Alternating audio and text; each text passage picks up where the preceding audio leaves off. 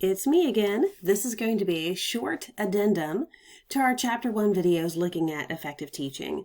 But for this one, we're looking at one topic, small but important, and that is the type of knowledge that is required to be a truly effective teacher.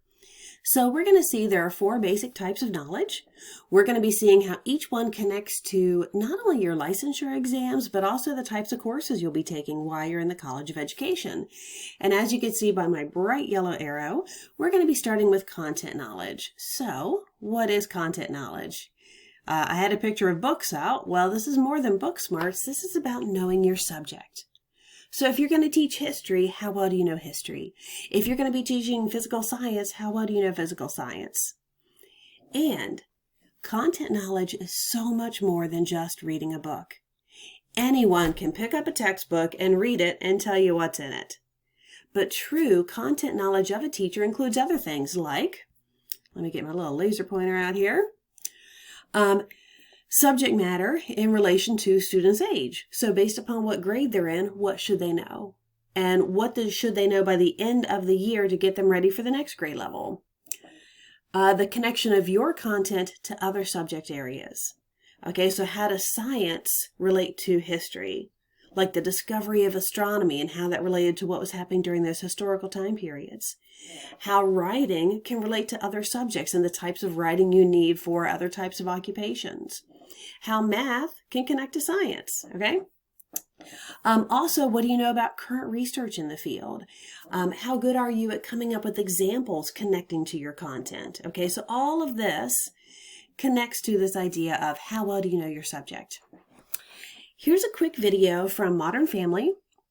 This is when Cam gets one of his very first teaching jobs, and it shows you again the importance of having that type of subject knowledge.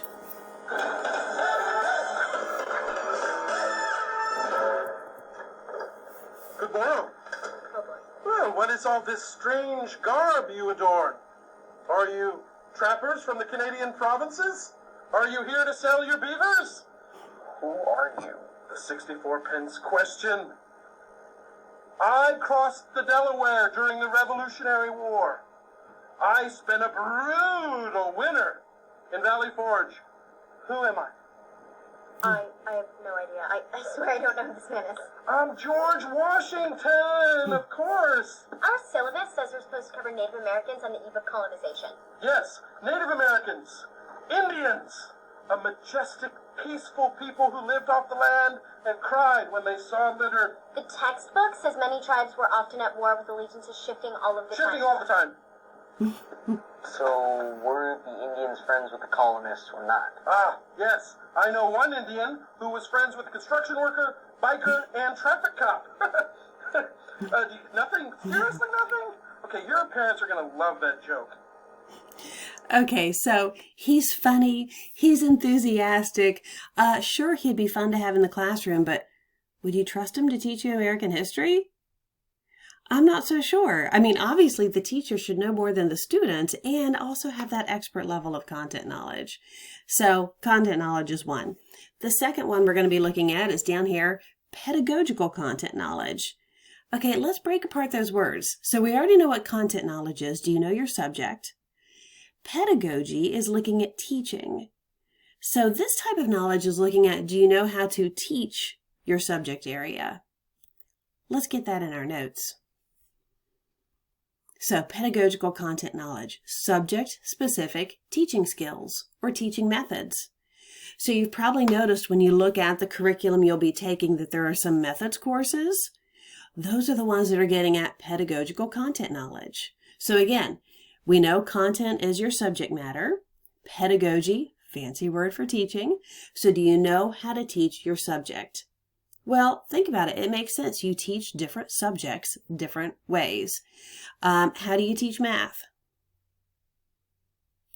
Math is a skill. Math is going to require a lot of demonstration, where you're going to be showing your students how to solve things, whether it's on a whiteboard, a chalkboard, or on the computer.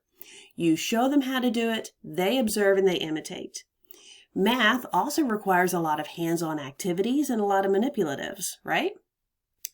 Well, what about social sciences? Are you going to use manipulatives to learn social sciences? Are you going to demonstrate how to do history? Maybe, maybe not. Most likely you're going to use more of what we call an expository approach, where you are presenting the information, and an interactive approach where you are talking with your students. All right, our third type is down here, general pedagogical knowledge. So we've already seen pedagogy. It's a fancy word for what? For teaching. So general teaching knowledge. That is, dun, dun, dun, basic teaching strategies. So do you know how to teach in general? And by the word basic, I'm referring to the idea that not connected to a specific subject. So it doesn't matter if you're teaching math or history. Do you know how to motivate your students? Do you know how to write a good test question? Do you know how to speak clearly to your students? That is going to be what we cover in this course. Here are a couple of memes that relate to this idea of general teaching or general pedagogy. So over here we have Michael Scott talking about, would I rather be feared or loved? Easy, both. I want people to be afraid of how much they love me. Okay, well, we'll talk about different types of teaching styles and that spectrum of professionalism and friendliness. And down here, the idea of running a smooth and organized class. We have Ferris Bueller, 5 minutes of material is now 1 hour of monotonous redundancy. So general pedagogy includes things like, and some of these are on the guided notes and some aren't, running a smooth and productive class. How can you, motivating your students to make them want to learn, to make them want to be there, to make them interested in the content. Teaching engaging lessons so they are interacting with the course content.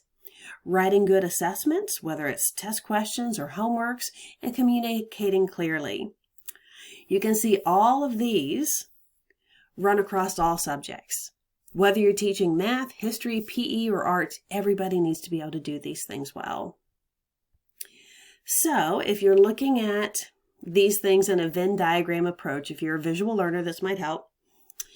Here's your content knowledge. So everything you know about social sciences. Over here is general pedagogy. What do you know about teaching? Where these two overlap is your pedagogical content knowledge. How do you teach your content area? I'd like to point out when it comes to your licensure exam, the current one is the OAE. It will assess all three of these. So it's going to want to know your content, your pedagogical content, and it also looks at your general knowledge of teaching. It does not cover this last one, knowledge about students. So we cover these in other capstone type assessments during your senior year. So knowledge about students, you need to know about who you're teaching in order to teach them well, right? Okay, so knowledge about students and how they learn best. Let's take a moment. What knowledge would be helpful to have about your students? What do you want to know about them? Let's say it's your very first class, your first job, you're getting prepared for it, you're writing your lesson plans. What would be helpful to know before you get started? Let's see if I can address some of these on this next slide. And if that last slide was too fast, here it is again, knowledge about students and how they learn best. And this is not in the guided notes, but you might want to add it. It includes things like, what are their interests? If you find yourself working in a school where perhaps it's a rural area and agriculture is very important to your students, and a lot of them are in 4-H, that's helpful to know. What is their home life like? If you have some students who are perhaps going through a divorce or living in poverty or having different types of situations at home, maybe at night, you know that there's no one there to help them with their homework. Those things are important to know. Their personal strengths and weaknesses. This is more at an individual level.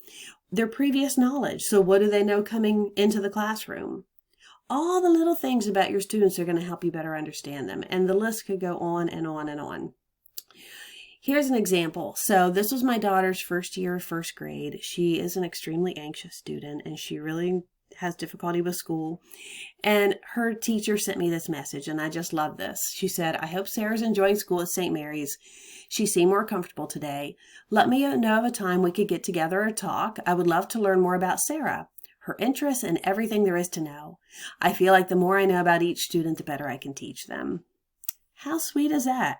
And I would like to point out her teacher, OU graduate, College of Education. So things to keep in mind. So that's it. Just again, a short little module covering types of knowledge. So thank you and peace out.